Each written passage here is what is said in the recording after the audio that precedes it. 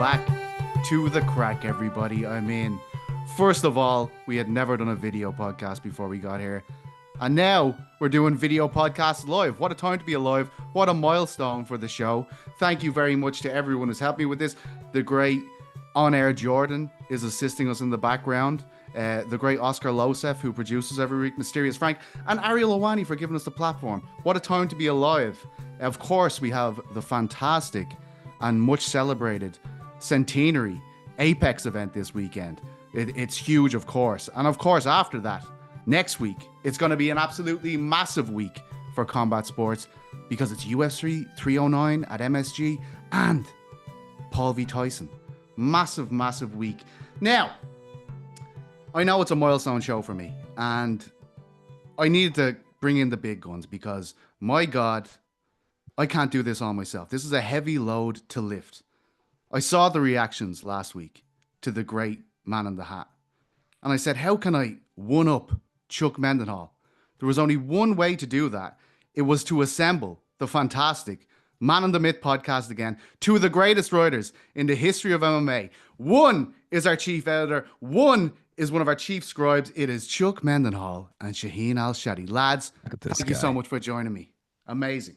Sean, this is the man in the myth on Craic. This is beautiful, baby. That was beautiful. How long were you holding on to that? How long? I just thought of that. This is. This is a high moment for me. Oh, this man's on fire already. I can't. Got nothing. Well, Shaheen, how's it been, man? I mean, it has been intense over on the Uncrowned Network, churning out the articles over there. How are you finding everything? Already one of the centerpieces of combat sports publications. How's it feel, buddy? It feels incredible. I mean, the team has been unbelievable. The level of content, like the level of quality in a lot of these stories has just been blowing my mind every time. But I'll tell you my favorite part of this so far, my favorite experience so far doing this is getting YouTube back in the game, baby. Getting YouTube, the pens back in your hands. We're getting Chuck Mindenhall bylines. We're getting Petesy Carroll bylines. It's a beautiful thing. It's been a process for me. Both of you guys have had to talk me off the ledge every time I file an article, so I very much appreciate that from both of you. But is this the most active we've seen Chuck Mindenhall in terms of the old penmanship in a long, long time? Because he is also churned the stuff out, Chuck. Yeah, this has been a change. I think at the Ringer I was running maybe a couple pieces a month usually, so it was not a heavy workload. This is something different, but I enjoy it. You guys know that. This is like what I do best. And the only reason I'm even ever talking on podcasts is because I know how to write, right? So it's kind of fun to get back to what I do. And even though this was a quieter week, like you mentioned, man, next week is complete mayhem. And I know that talking to Sean, we've got a lot of things happen. I think I've got like 6 or 7 days in a row where there'll be my byline on the site. So should be a lot of fun, man. No, it's great. It's great. And look, I think one of the great benefits of going live is that we get to react to news in real time. And last night, there was a bit of news from the great Jon Jones, consensus pound for pound best fighter in the world, according to Dana White. He's done an interview with Kevin Iole. And I know this is next week, and we will talk about the Apex later on. Don't worry about this. But the whole... the fans are just waiting for this, man. Come on, BT, get to the Apex. But Jones, right? The whole thing about this Stipe fight is we are completely transfixed on what's going to happen after it, as opposed to what's happening on that night. At least that's my read on it. And there has been lots of talk about how the winner of this fight will face the interim champion, Tom Aspinall. But as I said, this interview with Kevin Iole, Jon Jones has pretty much slapped that idea right on its back. Here's the quote here. The great on-air Jordan has given it to us. He hasn't proven anything, says Jones of Aspinall. He hasn't done anything. If there were to be a fight, it would be Alex Pereira. Alex Pereira, of course, the light heavyweight champion. A couple of people here, I believe, has him up number one in our pound for pound list. I believe that's me and Shaheen. I'm not too sure about you, Chuck, but certainly a man who's been thrown about in these conversations. I'll start with you, Shaheen. Are you shocked to hear John? Oh, look, he's seething. He is seething over there. Are you shocked? To say. He's got some stuff he wants to get off his chest. Are you shocked by Jones's take on this? And do you think it's genuine, or is he simply winding us up? Am I shocked? No. No one's shocked, right? This has been in 2 years of this, basically. This has at least been one very strong year of this, where it's been very clear that Jon, at all fronts, is taking any opportunity he can to use it as an excuse to not fight Tom Aspinall. It's not shocking in the least bit, and frankly, like, this is ridiculous. What are we doing? This is like, man, I'm gonna caveat all this with, like, yeah, Jon is a legend. He's one of the greatest fighters of all time. He's either the GOAT or second place in the GOAT list, depending on how you view all the PED suspensions and obvious, clear, like, drug testing problems that he's had throughout his career. Like, we're not here to litigate that. Not taking anything away from what this man's done, not taking anything away from this man's run at light heavyweight, which was astounding.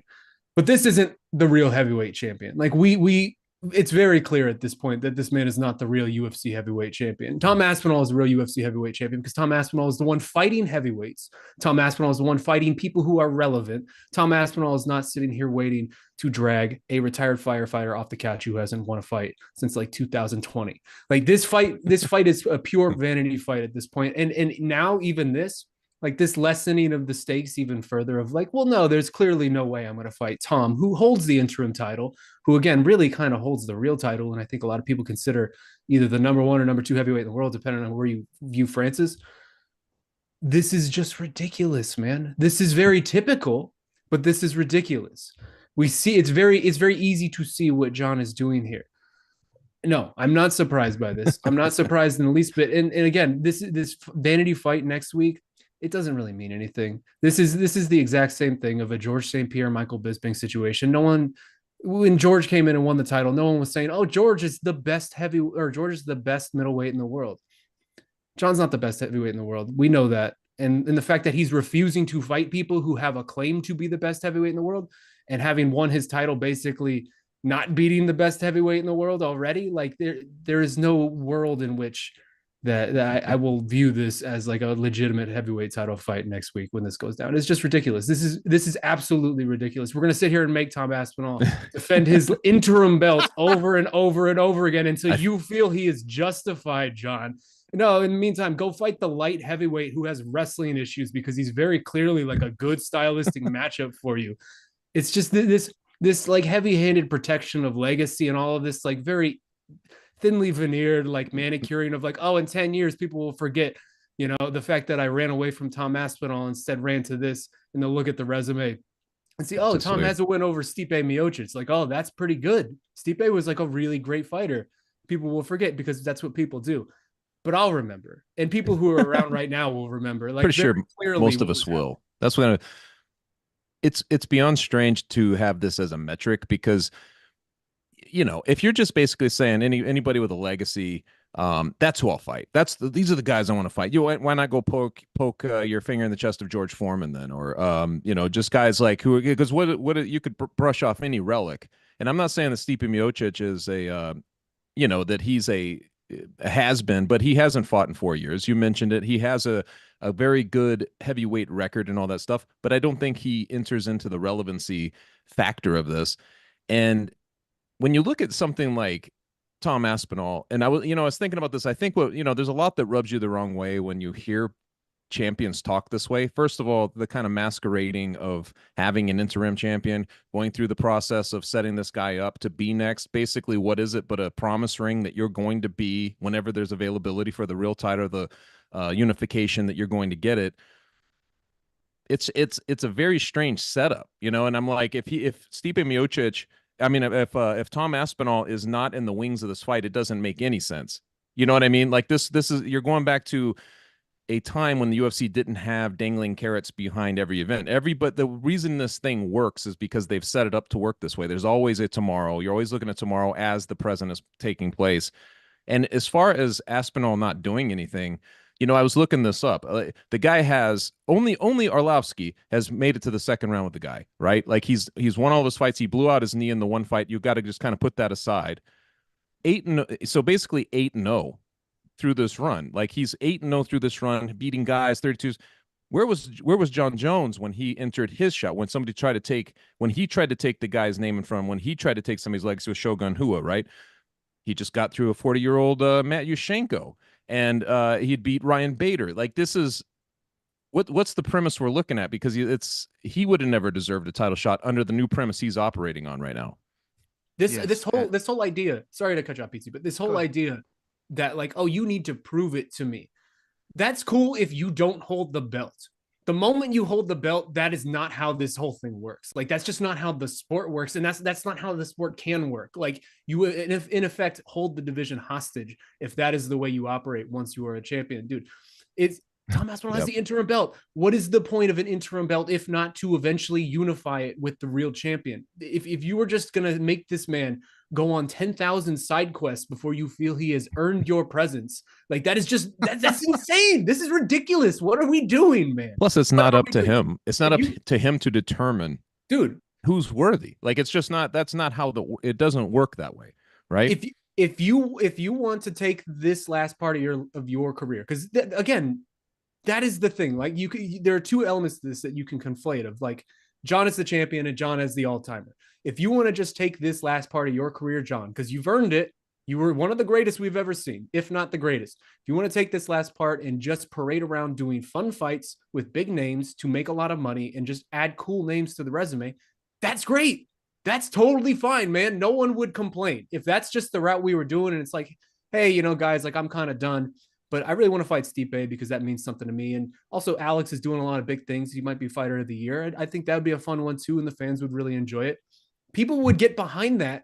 You just can't attach the belt to it because then it is a fundamentally different thing. Like, that is just not the same equation at that point, especially when an interim champion is sitting there. If you want to do these fights, drop the belt. No one's going to care. You're still a two-division champion all time. At that point, just go. These fights are just as big with or without the heavyweight title. Do them at heavyweight, do them at light heavyweight, do whatever you want, man. It's fine. But when you are in effect holding the belt, that is just not how this sport can operate. That is exactly the type of thing that Dana White and the UFC have so long been like, we are not these people. We are not boxing. Right. We give you the fights that you want to see. We do not do these fugazi sort of roads where we just sort of avoid these big challengers. Boxing is now not doing that. Boxing is giving people the fights that they want, and now this is what we're looking at with this just ridiculous version of this heavyweight division right now. There's a little bit of read the room too to this whole thing because you're like this whole year through the rise of Alex Pereira, you mentioned him as a fighter of the year, doing crazy things, and you have a guy like Aspinall who's also doing crazy things. So you got two guys on the sidelines both doing this amazing stuff, and what keeps intercepting the hype that's surrounding these guys? It's Jon Jones, right? Like there's Jon Jones, and it's crazy to me in the year 2024 that while you have two burgeoning stars, and I mean really big marketable guys representing big markets and everything, that your discourse through this process is Jon Jones is the number one. I don't want to hear any complaints about or anybody arguing about him being the GOAT, the pound for pound king, all this stuff, overshadowing in every single way, like every one of their accomplishments. This is Alex Pereira, coming in at UFC 300, 303, stepping in for Conor on that one. These are big things that he's doing. It's crazy that he was able to pull them off. But Dana's steadfast idea here was just to promote Jon Jones. I'm like, what? So it's read the room in the sense like, Jon, this guy has defended you against all logic and reason all year, overshadowing what they are trying to do, which is create new stars in the process, counterintuitive to everything that has ever run in the UFC before. And now you're saying you're not even interested in fighting one of the dudes that's supposed that should be next. I mean, it's like, that's the stuff that bothers you, right? Like, you're like, well, dude, if we're going to have to hear about Jon Jones all year, even though he hasn't fought, and when he finally gets there and you're kind of, planting the seeds, what's coming next and what should come next, to corroborate basically Dana's story that, that he is the GOAT and that he is, the baddest man. And if you put him in the room with anybody, he's the one walking all this stuff. You got to be willing to have that fight, don't you? That's the whole point of this. Absolutely. And lads, we have some breaking news as Okay. it pertains to this. This is a live show. This is live show, baby. ArielHelwani has just garnished me with a tweet from Johnny Bones. He is reacting to the reaction, I'm sure, from this whole situation. It says, as at this point in my career, every decision is rooted in purpose. My journey isn't dictated by hype or outside opinions. It's about crafting a legacy that speaks for itself, one step at a time. I'm here to do what's right for my career and my legacy, with a vision that's clear and unshakable, focused, driven, and in complete control of myself. The story continues, and it's unfolding exactly how as I've envisaged. But envisioned. Jesus, sorry, You love got John. there. Yeah, thank you. But this is what you guys are talking about. What he's saying there is, I'm going to do as I please with this belt. But as you guys have just talked about for 15 minutes, that is not what a champion is, right, Shaheen? Dude, that's fine if that's what you want to do, John. Literally no one, not a single person would begrudge that, man. You are a legend. You are one of the greatest fighters we've ever seen. If at the very tail end of your career you want to do vanity stuff, that is super cool, man. That is not a big deal. Everybody will give you that allowance graciously. It changes when you hold the belt. The heavyweight champion needs to be fighting heavyweights, relevant heavyweights. He cannot be fighting dudes who are again dragging out of the firehouse 4 years on the couch, who haven't won a fight in 4 years, or light heavyweights. Like, this is just, I feel like I'm going insane with this, man. I feel like I'm actually going insane. Just drop the belt.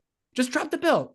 It's fine. You're a 2-division champion all time. No one will take that away from you. And then do whatever you want. You just have an obligation to the division to keep the division going when you are the preeminent person at the top. It's very simpler, man. This is just how combat sports has always worked. Petesy, let me ask you something. Can I? Yes. Can I ask you something? All right. Okay. I'm gonna put you on the spot. You're ready for this. You're ready for the big time. If Aspinall is weighing in and he's going through this process next week to be the stand-in, somebody going to fight this guy if somebody has to fall out? Like, what's happening here? Is Tom somebody going to want to fight him? What happens? Look, this is the strange thing about this whole thing. This the Ioli interview with Jones comes out 6 hours or so after TNT Sports, should I say, put out an interview with Dana. And I think we have the quote there, Jordan. He's basically saying this is 100% happening. Like, these guys are going to fight. Here it is here. Whoever wins this fight competitively, the way these guys are wired and the reason they're both massive legends in the sport, they're not going to ride off into the sunset. Doing anything other than fighting Tom Aspinall at this stage is riding off into the sunset, I would say. But what I'd say to you, Chuck, to that question is, what was the point in making him the backup fighter? There's a clear difference of opinion here between what the UFC expect to happen beyond 309 and what Jon Jones expects beyond 309. Why did they even do this? If it seems as though, based on what Jones said to Ioli, he's not interested in fighting Aspinall after this. Like, never mind this week if something happens to Stipe. Like, I genuinely, and I said this to Ariel last week, I don't think either of those guys fight Aspinall if this fight falls out. So I'd ask you, like, what was the point in putting him in that spot? I mean, I think the best intentions, you do not want a card of this magnitude at Madison Square Garden to go without that, right? Like, you don't want it, like, if something happens, you want to make sure that there's a guy there, but you would think that the two principals that are signed up to fight would be on board with the substitute if it comes down to that. I would hope on some level that they are prepared to do that. But if you're listening to this kind of conversation that John is having right now, that doesn't sound like the case. And which one was it? Was it UFC? Which one was it when he was supposed to fight Hendo and then that fell through? Sokoju, that whole thing, like, hurt Hendo's knee, and then Greg Jackson became the sport killer. And 151. UFC 151, yeah. Thank God. Right. I was completely lost there. Thank you. I did a funny headline on that. The reason I remember Jackson murdered. That's right, because I said it was like Area 151 or whatever. Like, but it was at the time. But we know that John is not just, he's not just going to be that spontaneous with it and just be like, sure, whatever. So it's a very interesting situation. It'd be a horrible look, honestly, if it comes down to that. I hope it doesn't. I hope we're able to get through this this fight, because it's been held on to, and I knew it was not going to age well over the last year. It was supposed to happen last year, which would have been fine. But now that we're a full year removed and so many things have happened, you just want to get through it at this point, and then the pieces will fall together as they do. But if something happens, I really don't think that Jon Jones, like, let's just say the Stipe can't make it. I really don't see a scenario where Jon Jones takes this fight next week. What do you think, Shaheen? Shaheen, I'm interested. I certainly don't, but I wonder what you think, Shaheen. Like, if this happens Tuesday, we find out Stipe can't make it, like, how did the UFC scramble? Do they end up having to pay Jon more? Ultimately, do you think in a situation like that, Jones and Aspinall fight each other in MSG next weekend? No, no, no. Of course they're not. No, what we know the answer to this. Like Stipe Miocic has the opportunity to do the funniest thing imaginable. Frankly, like I know it Beat would Jon Jones. never. Well, that would be the second funniest thing. That would be quite funny altogether. But just like obviously Stipe is not going to do this. But if Stipe was to just hey, I'm good. I've decided I'm going to just retire. Like this isn't for me anymore. And then put them on that type of spot. Like obviously Wow. you don't wish injury on anybody or anything like that. But of course John's not going to fight Tom, man. Like we're just going in circles. Like if he wouldn't fight Chael Sonnen on short notice back in the day, he's not going to fight Tom in sort of the closing era of his career. Like the fact that Tom is even the backup fighter at this point seems so performative. Like the both of these interviews between Dana and Jon coming out basically simultaneously is hilarious to me because it's so clear that the UFC is not on the same page with Jon, and it's so clear that Jon's just is determined to do whatever he wants to do with this. And I am supremely interested to see what happens after this event, how this resolves itself. Because if it gets to a stalemate where it's just like, look, Jon, you're not fighting Alex, you're fighting Tom, because everyone sees what this is. Is Jon just going to call it quits at that point? Because if that's the end of Jon Jones's career, that's just a very bizarre ending for a guy who kind of is our Michael Jordan, right? Like again, it changes how you view the PED stuff, but like this guy more or less is either Jordan or LeBron of this sport. He's the one or two. And if that is the end of his career, is essentially retiring because he does not want to fight the man who holds the interim belt, it's very bizarre. Can you imagine? The Michael Jordan things don't fit in a way of competitiveness in the end, right? Because it's like Michael Jordan if anybody said anything cross to him, he was like, all right, it's on. Like he was ready to go play them one-on-one right away. Like there was not going to be anything in between that. The comparisons I was just thinking as we're talking through this, it's crazy to me that if we're all kind of on the same page of Jon Jones being up here in the sport, just like Dana's been promoting and all that, it's crazy that we're having these kinds of conversations and not just let's run through the legacy of Jon Jones before his fight, man. This has been a hell of a run, or just going through the conquest and all that stuff. It's a very strange career to arrive at a moment where there's scrutiny on a guy like this.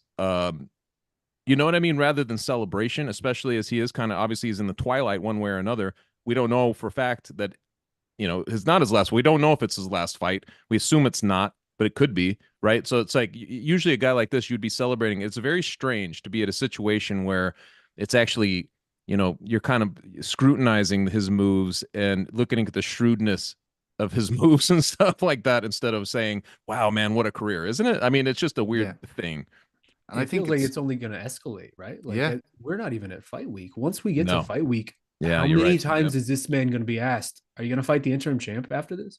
Like that's just going to be a daily occurrence on fight week. And at some point, Jon's going to get frustrated with it and say something maybe that he is something ridiculous. And just like, again, like Chuck, you nailed it perfectly of like, like there are so many different ways this could have gone where we could have spent next week celebrating one of the greatest talents that has ever existed. And I just don't feel like the way that this has played out over the year and just in particular this past week and just these past months, it does not feel like that's what this is going to be. This is going to just instead be a referendum on an absurd situation that is partly of Jon's making, but also partly of the UFC's making by even introducing this interim title, because this is also a different conversation if Tom isn't holding an interim belt, right? If Tom has just been made to be going through the ringer this entire year, but there is no sort of level of formality to it. There's nothing official to his name, and he's just the number one contender in waiting.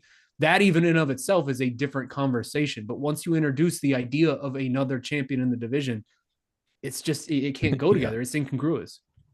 Well, it falls on the promotion too. You're like, hey, why did you introduce this? It's no longer his druthers. It's not up to him, right? If you're doing that, if you're taking those measures, you're selling the public tickets to go see an accessory placed around somebody's waist. You sold the public on title fights with Stipe Miocic. To say like he's not next, you lied to your public. And I think the biggest criticism you can have with the UFC, like back to the Ngannou Jones situation, is they didn't make that fight. Like regardless of how you feel they treated him, regardless of how you feel, whether he's coming up on countdown shows or whatever the hell, they didn't make Ngannou and Jones, and they could have made it. Like as in they were both contracted fighters, And now they're headed straight to that again with Aspinall and Jones this time. This is two massive, massive fights.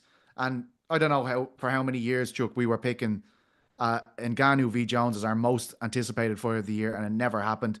Aspinall and Jones is only going to pick up more steam because of this conversation.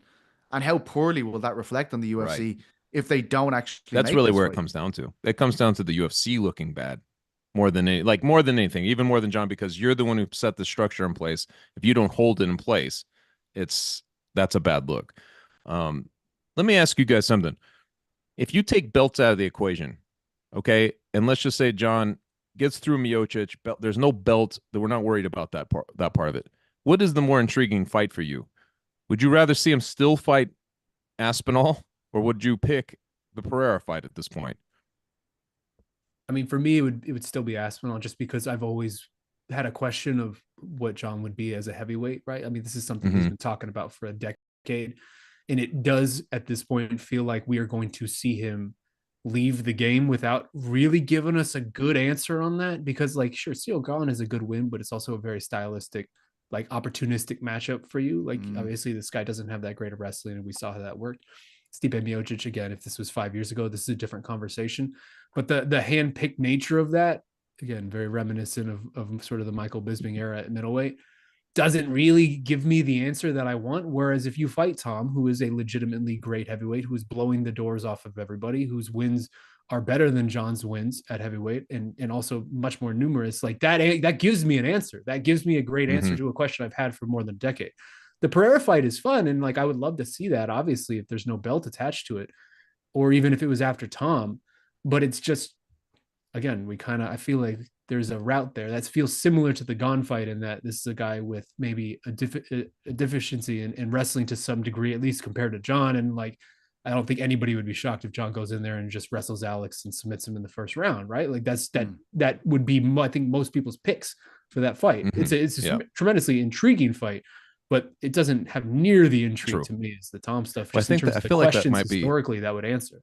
That might be one of the reasons he kind of likes that. He favors that fight a little bit, just that he could take him down, and maybe I'm going with the Tom fight as well, and I think all of this just makes it bigger. Like, as soon as, like, he essentially poured gasoline on appetite for that fight by saying, I don't want to fight him. That's what he's essentially shot himself in the foot by saying that at all. I think Pereira is going to act as and I mean this in no disrespectful way to Pereira, it's just given the circumstances, he will be the consolation to whoever stays if the UFC can't make this happen. As in, if Jones leaves, Aspinall will be Pereira, could be an option for a heavyweight title if it's not Gane or something like that. And then, if they need to keep Jones, the new TV deal, all that stuff, maybe they do Jones v. Pereira, and then they have to deal with the mess they've made with Tom, because there's only so many times you can do this. If we continue to have him defend interim titles, it's absolutely ridiculous. I think we should just keep plugging Ciryl Gane in no matter what. Just always plug him in, just like you were our favorite back in the day. Sorry, go ahead, John. I was just gonna say, Petesy, you make a great point, and maybe you're right that if all of this is just a genius masterstroke by Jon to just pour gasoline on this and get idiots like me on these shows screaming for no reason, that's a genius ploy. Like, at that point, I don't know, man. He's pretty literal with this stuff. It's certainly working on me, Chuck. Because if all of this happens and we get through next week, and then afterwards Jon's like, yeah, all right, I'll do it. Yeah, at that point, like, that's the biggest pay-per-view of 2025. True. If not, like, Conor always changes things. If Conor actually fights, who knows if Conor fights? But like, regardless, that's like one of the biggest sporting events of 2025. I would imagine at that point is whatever this would become, because of the fervor with which it seems like 90% of the fan base is calling for it. And I do want to caveat too, because I'm seeing a lot. Thumbs up in the chat. Thumbs up in the chat. I don't look at I'm seeing a lot of this, like, Jon's not scared, and yeah, man, Jon's not scared. I don't think he's scared. Yeah, no one's saying Jon's scared. Jon's not scared of any human being on the planet. Like, the dude would run through 40 of if there were 40 except Shaheen for Tom Aspinall. I mean, that's yeah. Well, if there were 40 me and you's in the room, Chuck, he's getting through all of us in a matter of 2 minutes. Like, no one's saying he's scared. He's one of the greatest fighters of all time, and he's a gigantic man. I've stood next to him. He's a very large man. He has no reason to be scared. It's scared is not in the equation, though. It's just, again, we can reiterate it 1,000 times, but it's just a certain level of risk management that is so obvious to everyone here when that's just not an appeal when you're the champion. I want to finish this off with a great Dana White analogy that he made about Jon Jones many times. And I wanted to Yeah. put to you guys Jon Jones, Stipe Miocic, Tom Aspinall, and Alex Pereira walk into a room. Only one man can walk out, Chuck Mindenhall. Who Ooh, is it? it's going to be Jon Jones, but he's going to have puppet strings, and it's going to be Miocic. No, it's no, but that's a great question. I would probably say Aspinall. And in part because he's probably raging angry at this whole situation. You know what I mean? Like, so I'd probably say him. Shane? What do you think?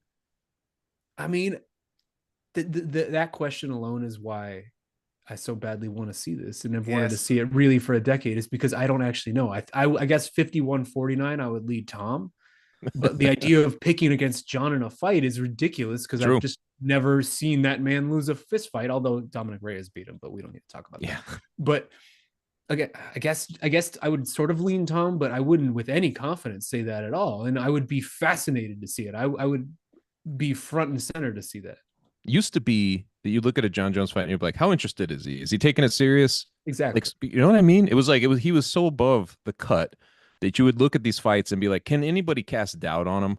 Can anybody, like, if you're doing these things? And I think that it's crazy that he went up and we saw what he did to Gon, and you're like, okay, motivated. He's been out of the game. He's motivated and all this stuff. He looked great. It's kind of crazy that, I don't know. Like, it's such a difference in how we look at him these days.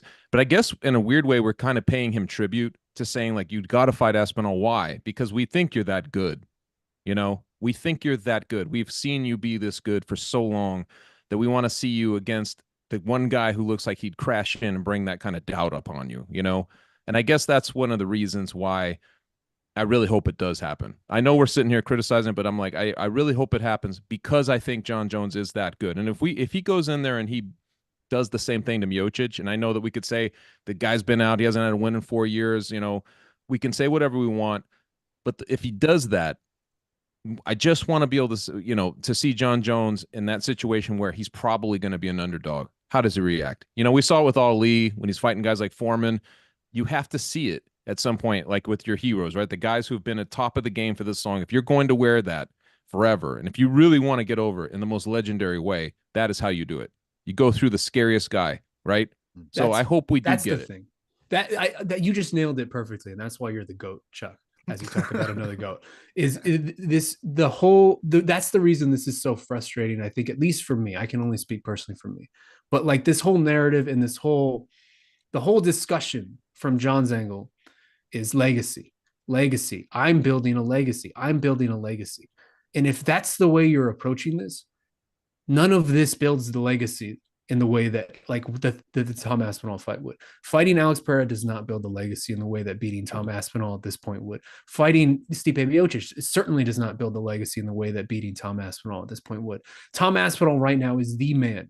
If you want the ultimate legacy moment, if you want Michael Jordan flu game, if you want Michael Jordan 1996, okay, or 1998, whenever the last one was, where he's on his last legs and it's the Utah Jazz and he's doing it all over again. If you want LeBron down, 3-1 and coming back, like, this is that moment, right? This is the moment where everyone doubts you. This is Ali's Rumble in the Jungle. Like, this would be Jon's Rumble in the Jungle, to come in here when nobody really thinks that he's going to win and come through and look tremendous and just put it to bed of, like, you guys thought I wasn't the GOAT. I am very clearly the GOAT. And that's, I guess, where I'm coming from. Like, it's not a, like, it's very much a dad like energy of, I'm not mad, I'm just disappointed. I'm not mad, man. Yeah. I mean, I guess I am a little mad just because of the screwing with the title situation. I'm just disappointed because it's exactly like you said, Chuck. Like, I feel like this would be the ultimate test of the thing that you are always talking about, Jon, when it comes to the legacy. And yet you're so staunchly against it. Although, again, maybe you're playing me. Maybe you're just playing all of us.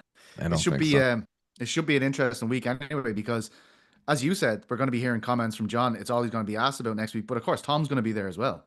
And Tom won't have the same fight week, and he won't have the same fight week obligations. But he has the media are obviously going to want to talk to him, and he has very strong opinions on this. I know, and I'm sure he's this is a guy that's absolutely in pursuit of the undisputed title at this Yeah. stage in his career. Of course, his legacy isn't where Jon Jones is at, but he's basically wiped out the division minus Cyril Gane and Jon Jones. He has tried to fight Cyril Gane on several occasions, and the fight just hasn't come together. So it's going to be very interesting. Him, who was very composed most of the time, reacting to Jon if he continues to stoke this fire. Before you move on, can I say one quick thing? Yes, If Miocic goes in there, goes right through Jon Jones, first round knockout, boom. Does Miocic fight? It'd be hilarious. It would be the chaos that we're used to in this game, for sure. But does he fight? Your gut feeling, just like, do you feel like he fights? Does he fight Aspinall? He sounded like he might not walk away, like he was kind of leaving it open, right? I think there's zero chance he does, and I think there's zero chance he needs to at that point, right? Like like that is one element of this fight that is just no one's looking at because it feels so improbable. But if Stipe Miocic does do that to Jon, the way he elevates historically is stratospheric, right? Like we are suddenly talking about Stipe Miocic in ways that we have never spoken about him. Stipe wins. So awesome. Jones is off the chart. Stipe wins. Stipe walks away. Stipe is a top 5 fighter of all time. Then at that point, probably like that's crazy. Yeah, we actually Cyril Gane. All roads lead back to Cyril Gane. I know. You know what's happening. Cyril Gane. Here we go. We have images of Stipe Miocic's shape here. I believe the great Drake Riggs shared them out earlier. Do we have a look at Stipe's banging physique here? He looks in great shape, man. Yeah. This is Drake shared these out earlier today. And Ariel last week, he kind of started trying to bend me in GC's ear about, how could you possibly favor anyone over Stipe Miocic in a heavyweight? It's a coin flip. He was trying to give us that one. I'm not seeing it that way. But like we keep on saying before we move on, we've talked about this for 40 minutes but are we underestimating the great Stipe Miocic? And he is great. Nobody here will dispute that. Has it got to the point where we're looking so far beyond this main event next weekend that we don't even see it as a contest anymore, Chuck? It's the narrative is all around Jones, right? And it's been about Jones and the Aspinall. But in that way, yes, we're looking right past Miocic, aren't we? I mean, that's kind of the setup. That's the subtext. I know you love these things too. Sometimes this is what makes the story, is the fact that we have an idea of what's going to happen and somebody proves it wrong. That becomes the kind of marvel of the fight. So if Miocic goes in there, I think that he is being slept on. I don't know if he takes it personally. Like sometimes I'm like, does he care about the critics? Does he care about this sort of thing? I don't know. He used to. I don't know if he still really cares about that stuff. But if he is paying attention, he should have a chip on his shoulder going into this one, because I think just about everybody's looking past him in this fight. Gene? Yeah, I mean, I would echo everything Chuck would say. And also, too, I just want to add, because Petesy, you mentioned something and now my mind's just running. I think actually my most anticipated feature of next week, and just sort of element of this that now I just really am looking forward to, is what Tom Aspinall is going to do on the ground. Because you're right, he's going to be there. He's going to be, I guess, cutting weight to a certain degree. How much weight does he really cut? But he will be preparing to ostensibly be a backup to a fight that he will never get. And he is, I would imagine, the way Jon's going to approach the week, he's going to be very dismissive of Tom. And have you guys ever seen Dazed and Confused? I would imagine you have, right? Yeah. There's a point in the end of that movie where I haven't seen it in a long time, but it always stuck with me, of there's a kid at the party in the woods, and he gets something happens to him, bullied at the beginning of the party, and he just spends the entire party getting progressively drunker and more angry, walking around the party, just being angry in his own mind until he just eventually explodes. And that's kind of what I want from Tom out of next week. Is just at the beginning of the week, he's at a certain level already, because I would imagine he's on tilt a little bit already about this. And then just throughout the week, with the more comments that come from Jon, and the more dismissive this gets, and the more he is getting ready to weigh in for this thing that he's definitely not going to get, is just being the kid at the party, getting more and more mad within his own brain until he eventually just explodes. And maybe him and Jon run into each other at one time or two, and the interactions or how they go, and it just contributes to that. But I just want to see Tom get really worked up to where by the time it's Friday, Saturday, he's just frothing at this whole ridiculousness of this situation. I am supremely in on whatever that could be. I love that. You just show up with dollar slices to every interview and burgers and be like, I may as well, right? Come on. I'm not fighting this week. Paying me to weigh in. I think I can make 265 on Friday. As I said earlier, there's going to be so much to talk about this next week, and I'm sure we will do that. But of course, it is the Great Apex event this weekend, and big time. I think Yeah, I read Ben's article, and Ben's just absolutely killing it as well. He did a brilliant article, 100 events in, weighing the pros and cons of the UFC Apex as the future of fighting. He looks He very concerned in that freeze frame. he does that. Oh man. Oh, that's great. But this is a great article because it kind of like we know our frustrations with the Apex as consumers of the sport. We know we have talked about it at length, but he does outline the positives in terms of what the UFC got from this. Like the production team know where everything's going to be every week. It's perfect for them. They don't have to deal with any kind of unexpected things happening. They know the arena inside out. As he pointed to too, like during the pandemic, they created a whole new world of programming based inside this Apex. We saw when the WWE did a battleground event there, what it could look like with more people there. Gave us an eye to the future as they look to get more people in. But ultimately, the final paragraph of this article that Ben put out, it's just fantastic because it just hits the nail on the head. It says, it feels like the place the UFC returns to when it has something to show us that's not as good as the other stuff. That's not necessarily bad. For the UFC, it's certainly cost effective, which, let's be honest, was probably always going to be the real future of fighting. Um, but I know you've been there, Chuck, but Oh yeah. before we get into the great tale of Lad Dumont, is Oh man. should we like how is this a very negative thing for the fan base? Do you think, Shaheen, that the UFC seemed, well, based on what Dave Shaw said, which is cited in the article by Ben last week, that we are looking at a future full of UFC Apex, maybe a different kind of Apex, but a future in the Apex nonetheless. That's an interesting way to frame it. Is it negative for the fan base? I would say it's par for the course for the fan base at this point. Because I think Yeah, yeah. obviously like this fan base that we always just talk about, right? Like this very general royal we, to go Lebowski on this, that we always talk about, like it's not the same group that it used to be, right? Like Yeah. the way this sport sort of cycles in and out, especially since COVID, like people are fans for 4 5 6 years, and then it seems like a lot of them drop off, and a new crop comes in who doesn't really have any history with the past sort of that had happened before it, right? Like that's why I'm so excited to see people now getting to read Chuck all the time, because I think there's probably a certain portion of the fan base who didn't realize that this dude is so brilliant on the keys because they just hadn't seen it in a while, or they hadn't Sean, seen I it like ever, I this. Keep guess, for keep them. talking. This is good.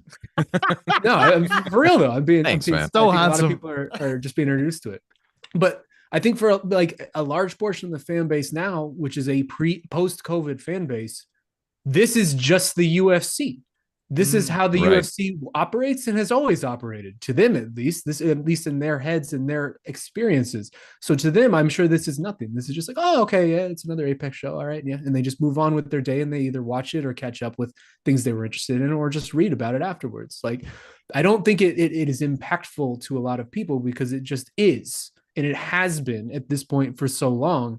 And for the UFC, man, that's incredible. It's Good for it, you for pulling it off. You pulled it it's off. it's incredible that the UFC was able to create this situation, right? It was a huge, smart business move to build this facility. But you go forward, like to me, it's like, okay, you were looking at the makeshift thing to get the operation up and running when everything else was shut down. It's still, so you had this makeshift kind of situation where like we're going to do our own events right here on our own premises.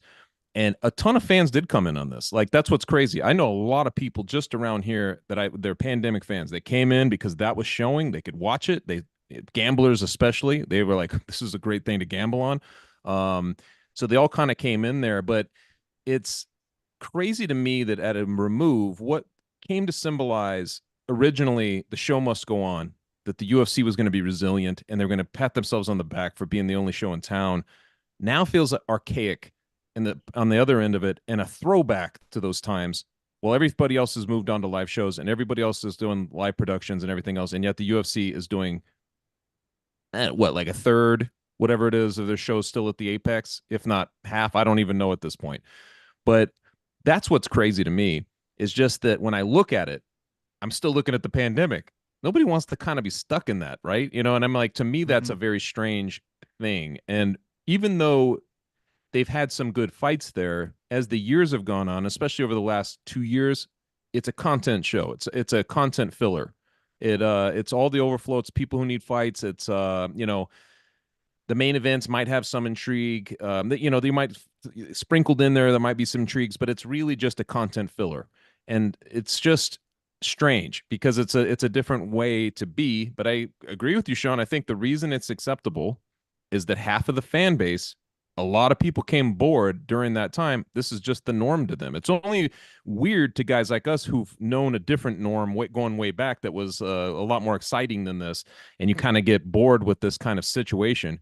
I don't know if we're going back. I mean, they've made that kind of clear that this may be the new thing, and I don't think half the fan base cares that much. I find it very hard to just. I feel like I used to, and maybe I'm romanticizing the past, before the Apex, but like it was again before this. There was a cluttered UFC schedule as it was. We were complaining as media guys the same way, saying like this is week to week. It's hard for us to really sink our teeth into anything because everything keeps revolving so quickly. But I'm finding it very hard to keep tabs on all these fighters more than I ever was before, and I don't know why. Like, is it like? Is it because, as Ben said in his article, this is the not as good as the usual product? Am I turning my brain off? Am I alone in that, Shaheen, or do you find it's harder to stay on top of all of these fighters as much as we used to, in this Apex era? Well, I think there's a level of watering down, right? Like the anonymity of so much content with when it comes to the Contender Series and whatever, looking for a fight, Ultimate Fighter, like all these things that I think at this point a lot of people don't watch, like a large portion of the fan base don't watch, and you just hear like, oh, this is a Contender Series guy. Okay, cool. That's 1 in 1,000 at this point, so it doesn't mean much anymore. I think when it first starts and you're getting Sean O'Malley coming in and Snoop Dogg's reacting to him and all this, like it felt like it meant something at that point. That moment has long passed. So there is just a level of anonymity to a lot of this that I think it's harder to sink your teeth into, but also just the environment, right? Like all of this looks the same. All of this feels the same. The broadcasts feel the same. And so when you do have a big highlight on an Apex show, like let's say one of these guys that maybe we don't know a lot about on Saturday comes out and has a spectacular show, and it's just like this big coming out moment, or should be this coming out moment if he was fighting in front of, 20,000 fans in Moncton or wherever the UFC would have gone to before, I don't think that translates in the same type of way when it happens in an empty Apex with maybe like 20 just super rich people there watching with their feet up. Like you don't get that same level of like, oh, this is a real moment that maybe you used to. And even back then, I mean, I feel like we're being very wistful right now and almost naive to the pre-pandemic product, because like you said, Petesy, there was a lot of talk about this is already very oversaturated. So even back then, it was very hard to make those type of moments memorable on these smaller shows. But I think it's just gotten exponentially so as you do it in a cavernous husk of an arena, right? It's just like True. As humans, it doesn't translate. It's like passion is secondary these days. If you really watch the early UFCs, I don't know when you guys got into it, like 2006, 2007 for me, like when you really were watching everything, it was the passion of it is really what translates. Like it's the passion of the product. The fans were so passionate, everything about it. And somehow that's lost in translation, obviously, when you're in this warehouse in the desert and, there's a few people there and you can hear the corners kind of barking instructions and stuff like that. It loses something. It's also weird because we're coupling it. I guess it's sort of epidemic because you're coupling it with the emergence of the Saudi Arabian, kind of takeover of boxing and like having events there, which also have like this sort of gala chandelier appeal that it's just like these rich people that are there and sprinkled celebrities to watch these events, super exclusive event, which is not the way the fight game loves to operate. The way it really wants to do is just, you used to watch any of those old boxing events in the 90s, man, people parachuting in, like just the crazy stuff that was going on around those events, but the fans, like you think about all those fans and just how mad those scenes were, and it really mattered. Like every time you look, like you still can go back and look at, oh yeah, that fight, Madison Square Garden, baby, that was crazy. Or, it happened in Vegas or whatever. Like you could look at those crowd, like you could look at the venue and it really mattered. And I feel like that's what's kind of lost through this whole process. That is exactly sorry, go ahead, Shane.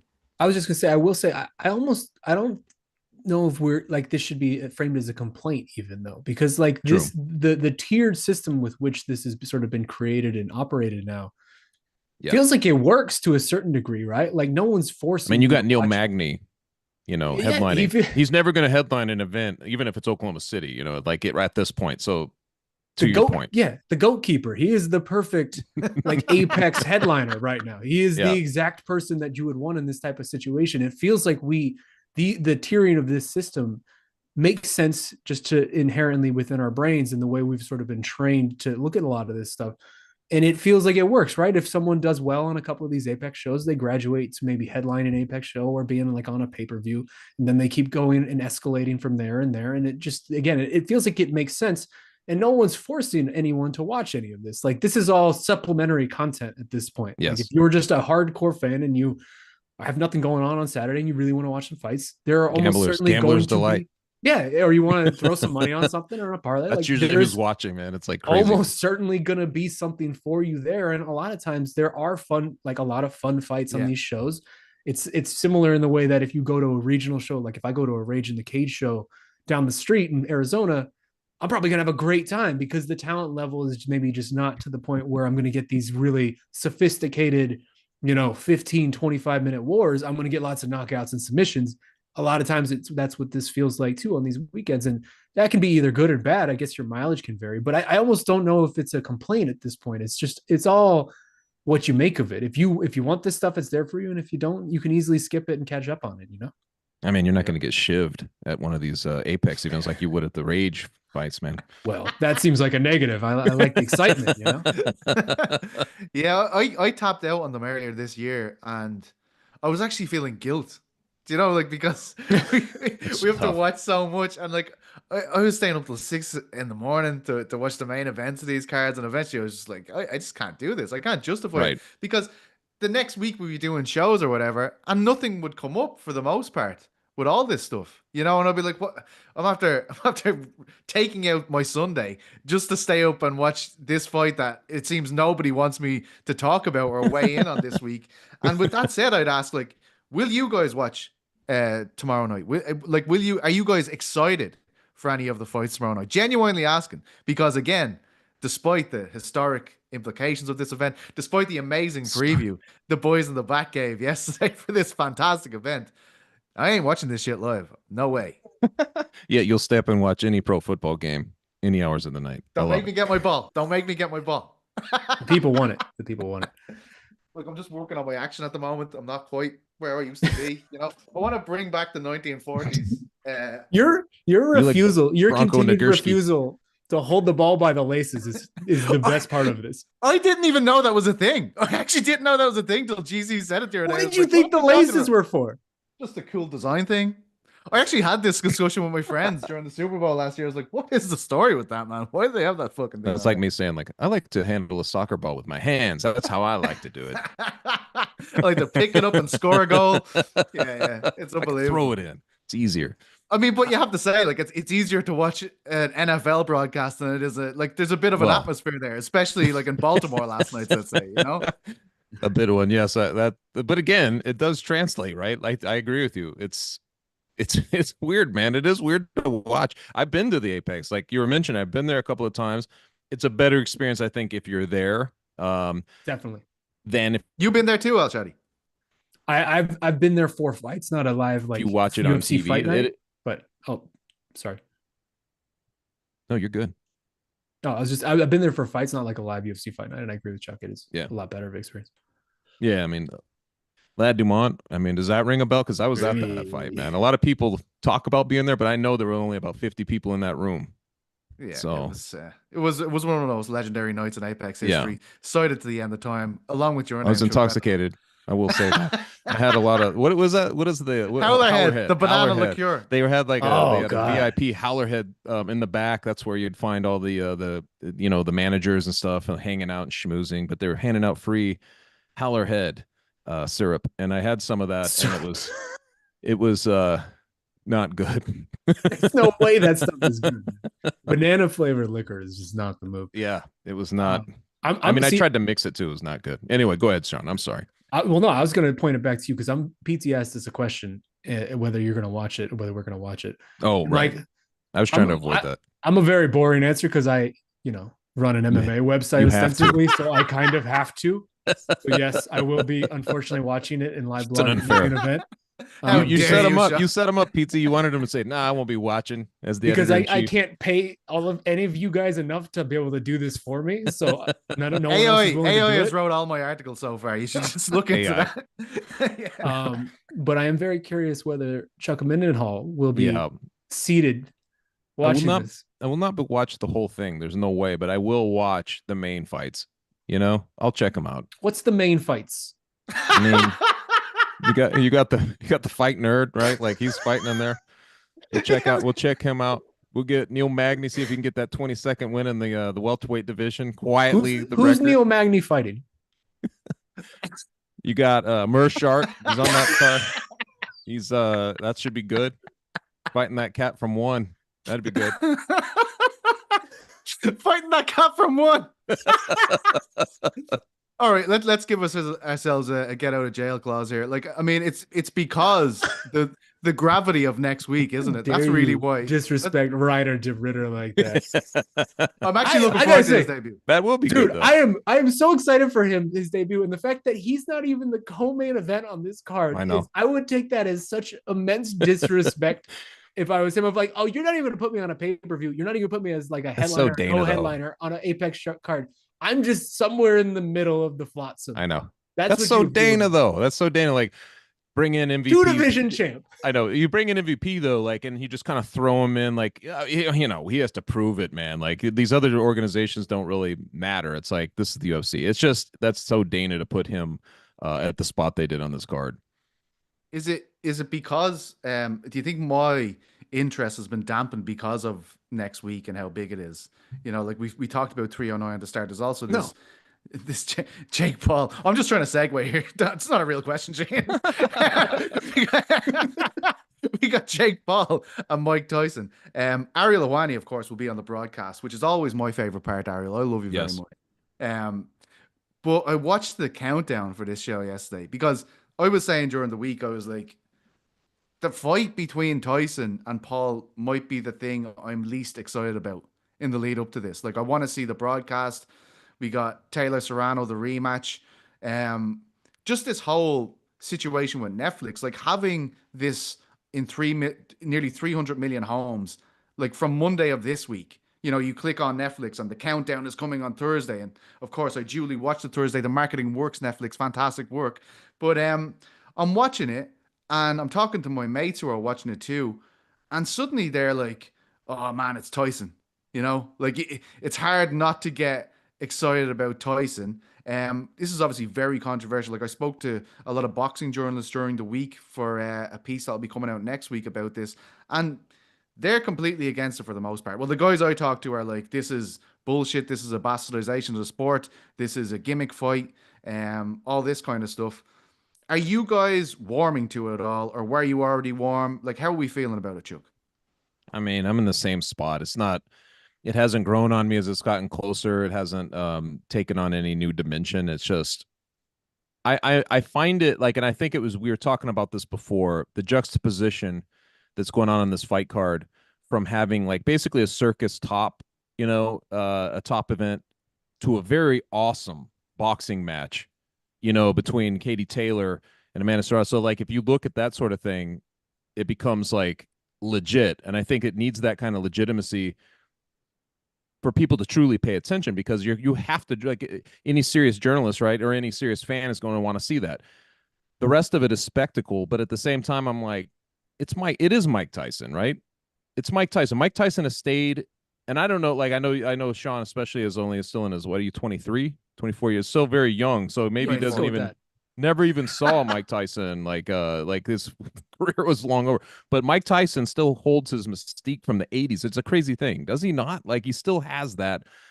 I just feel bad that you're probably going to see some sadness come out of this thing that will ruin that forever. But that's kind of the setup, isn't it? Like you're using a guy's mystique versus a guy who's kind of been the biggest interloper in the game. So it's just as long as you accept it on those terms, you could watch it, but it's still, I feel like it's still going to be a little bit of a car crash.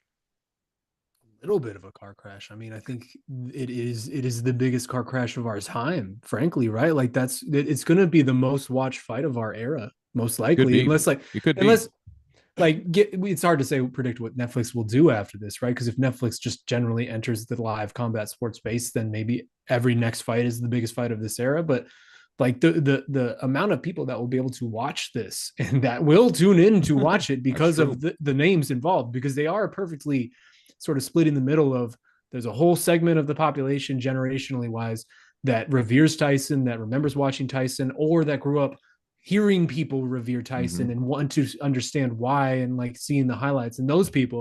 And then there's a whole other segment of the population who grew up watching Jake Paul and loving all the Jake Paul stuff and being into that. And so you're hitting this incredible cross section of generations that this is going to be like the number of people that will watch this will so far eclipse anything else that I think anything combat could really put together, just with all the factors involved. So like it's as we head into it, for me, like it's a very bizarre thing to reckon with like that this is what a lot of people's view on combat is sort of going to be coming from, is something like this. Because so weird. I don't know, man, like I tried to generally not be the guy who's going to come up here and moralize and come up here and be like, I'm so worried about this, I'm so worried about that. But like, I don't know, man, I watched all these press conferences just like everyone else.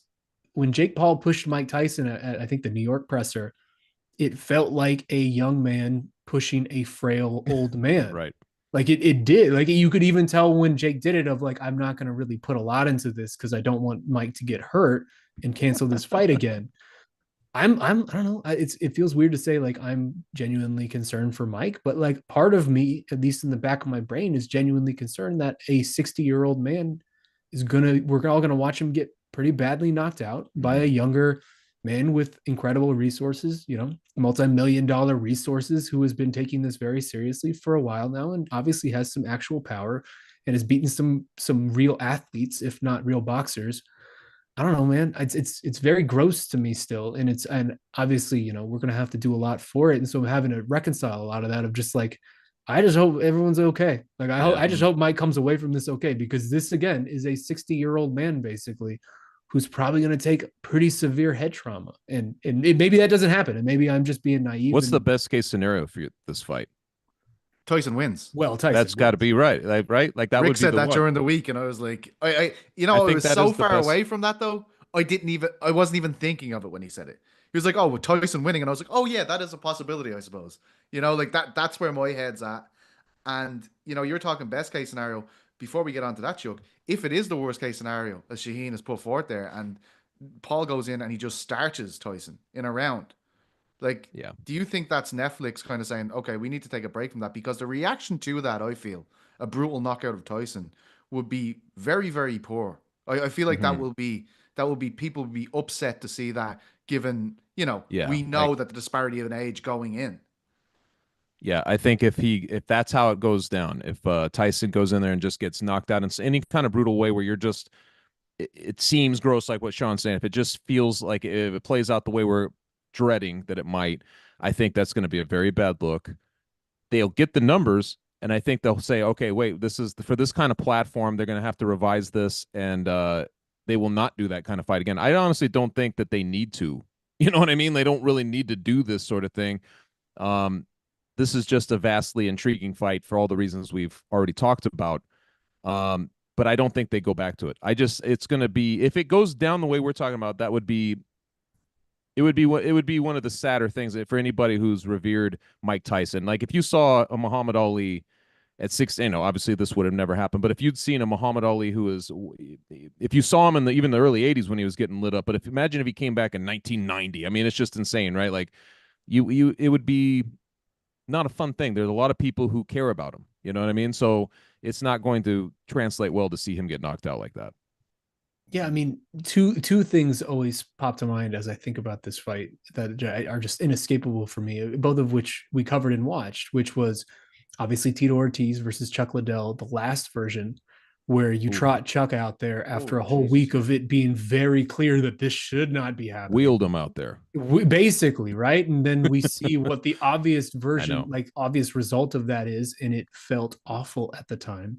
It was not fun to watch. And Tito Ortiz is out here doing the grave digger over an actual Yes. almost dead body. And it's just nobody feels good about this other than the Tito Ortiz family. Oh my god. And then the other one, which Forgot is all about that. I scrubbed it from my mind.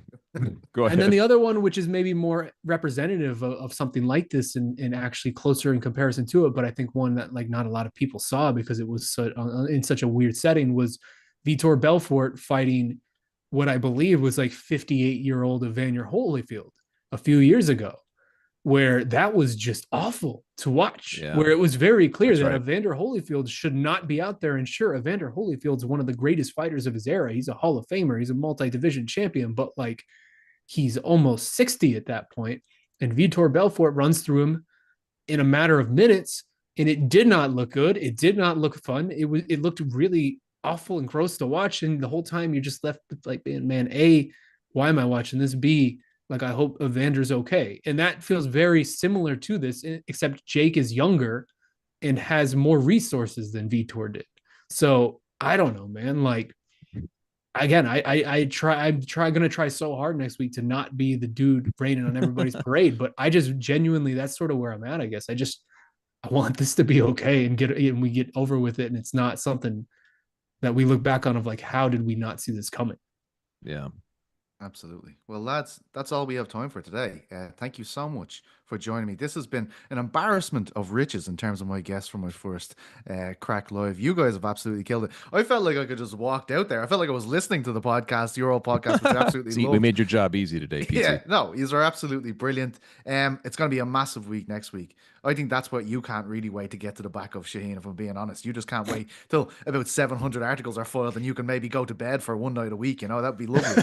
But listen, it's all ahead of us. It's going to be a mad week on Uncrowned next week. You're talking Monday, Tuesday, Wednesday, Thursday, Friday, and Saturday shows. Oh, look. Oh, sorry. Shane, were we meant to mention... We're so close to getting out of here without that, Sean. Is there a certain basketball team that's doing pretty well at the moment that isn't the Cleveland Knicks? Cavaliers, baby. They look pretty good, 9-0. That's Rick's team. I know. I mean, we're not going to do 20 minutes on the best team in the Western Conference. It's okay. I see what this is. I just want to see that gif of you in the stands back in the day when you had the Phoenix Sun. What is it? A flag you have in your hand and you're giving it socks? Oh, it was a drink and a free T-shirt is what it was. I was seeing quality basketball for the first time in like a decade, and then all of a sudden we were like terrible again. It's against the Dallas Mavericks. I remember that game. Yeah, and much like Antoine Evans, who runs the YouTube site, Al-Shatti is absolutely yoked, and you can see that in the video when his arms like bulging out of like, absolutely out of his mind on steroids. That man always has been, but he's a great editor. Boys, I just keep talking shite until this ends. I'm very bad at signing off, but I love you very much. You are inspirations to me, and it's great to have you here to guide me through my anxieties as I go about this writing. These are both excellent. I looked up to this for so long, even though you're younger than me, Shaheen. Absolutely crazy, but you're like my big brother in this, as are you, Chuck. Absolutely love you. You did great today, and I guess we will see you next week. Thank you to Jordan. Thank you to Oscar. Thank you to Mysterious Frank, and thank you to ArielHelwani. From me, Petesy Carroll, Chuck Mindenhall, and Shaheen Al-Shatti, we're signing off. Have a great weekend and enjoy the 100th maybe show from the Apex. Mwah.